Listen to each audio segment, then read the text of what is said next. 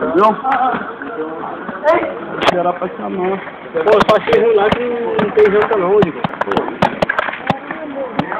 Pô, 2 meses pra mim tá bom. Não, bota a corrida. 2 meses só lá, acaba de Você tem que levar marmita? Leva se você quiser, não. Vamos lá.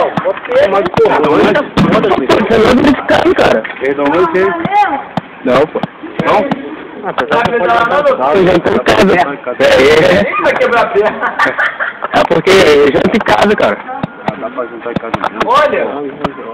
Hoje, todo dia, filho. Eu não sou. Sai mais cedo. Se tu for jantar, tu vai ter que ser cedo. Pegar mais cedo e sair mais tarde. Você tem que pagar o almoço, a janta. Tá voltando, meu filho! Acabou a bateria, não, a bateria essa aí, acabou a energia. Bateu! Olha, O cara falou que ainda não tá fechando, pô. Não fechei agora, não.